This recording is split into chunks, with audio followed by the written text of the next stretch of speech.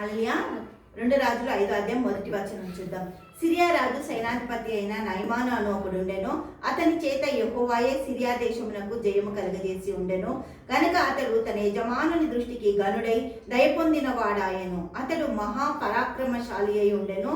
కానీ అతడు కుష్ఠరోగి. ఇది ఎవరికి తెలుసు? ఎవరికి తెలియదు. ఖాళీ తన భార్యకు ఒక్కదానికి తెలుసు. ఇంట్లో పరిచారం చేస్తున్న ఆ స్త్రీ దేవునికి మహిమ కలుగును గాక. ఆ చిన్న బిడ్డకి తెలుసు దేవుడికి మహిమ కలుగును గాక. పరిచర్య చేస్తుంది కదా, వాళ్ళకి అన్ని పనులు అందిస్తుంది, అవన్నీ చేస్తుంది. అయితే సిరియాలో గుంపులుగా వాళ్ళు వెళ్తున్నప్పుడు ఈ చిన్నదాన్ని పట్టుకొచ్చిందంట. ఈ యొక్క దేవుని యొక్క కృప ఈ నయమాను మీద ఉండి ఆ చిన్నదాన్ని ఇంటికి తీసుకొచ్చిందట. దాసులు అంటే దాసి గృహాలలో పెట్టాలి. కానీ తన భార్యకు పిల్లలు లేరు కాబట్టి తను చేదోడు వాదుగా ఉంటుంది అనుకొని దేవుడు కృపను బట్టి ఆమె అయితే ఒక ఏంజిలే అయి ఉండొచ్చు. దేవునికి స్తోత్రం కదా, ఒక ఏంజిల్ అయి ఉండొచ్చు. ఎందుకంటే నయమానుకు కావాల్సిన ఆరోగ్యాన్ని చెప్పడానికి దేవుడే పంపి ఉంటాడు ఈ యొక్క చిన్నదాన్ని కదా. దేవునికి స్తోత్రం. మనం 4వ వచనం చూస్తే, నయమాను రాజు వద్దకు పోయి ఇజ్రాయేల్ దేశపు చిన్నది చెప్పిన మాటలను అతనికి తెలియజేయగా, సిరియా రాజు, నేను ఇజ్రాయేల్ రాజునకు దూత చేత పత్రికని పంపిస్తాను, నువ్వేం చేయాలో అది చేసుకొని వెళ్ళు అని అన్నప్పుడు దేవునికి మహిమ కలుగుగాక. అతడు ప్రయాణమైనప్పుడు దేవునికి మహిమ కలుగుగాక. హల్లెలూయా. ప్రయాణమైనప్పుడు ఎలీషా దగ్గరికి వెళ్ళి దేవునికి స్తోత్రం. 9వ వచనం చూద్దాం.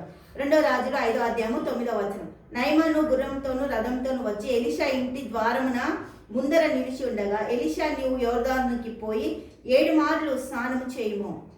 అరే, రాజు వచ్చిన ఎలీషా వచ్చి నాకేమన్నా హెల్ప్ చేస్తాడేమో, నాకు ఏమైనా ప్రేయర్ చేస్తాడేమో, నా మీద చేతులు వేస్తాడేమో, నూనె పోస్తాడేమో, ఏదో అంటే ఆయన ఏమంటుందో, నువ్వు వెళ్ళి స్నానం చేసిరా. ఖచ్చితంగా చెప్తుండు. ఏమని? నువ్వు వెళ్ళి స్నానం చేసిరా, నీ పాప జీవితం అంతా కడిగేసుకొని రా. దేవునికి స్తోత్రం. నీ ఒళ్ళు మరలా బాగై నీవు శుద్ధుడవగుదు అని అతనితో చెప్పుటకు ఒక దూతను పంపాడు. అందుకు నయమాను కోపం తెచ్చుకొని తిరిగిపోయి ఇట్లని నా యొద్దకు వచ్చి నిలిచి తన దేవుడైన యెహోవా నామమున నేను ఇవన్నీ చేశాడనుకున్నా, కానీ నేను ఏం చేయట్లేదు, నాకు చాలా బాధ అవుతుంది.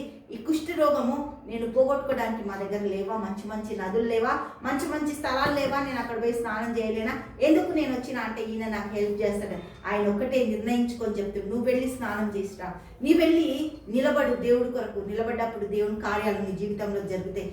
ఆ ఒక పరిశుద్ధ జీవితంగా నువ్వు మార్చబడ్డప్పుడు నీ ప్రతి పాప దోషాలు కడగబడతాయి. దేవుడు నీకు కార్యం చేస్తాడని దేవుడికి మహిమ కలుగును గాక. హల్లెలూయా.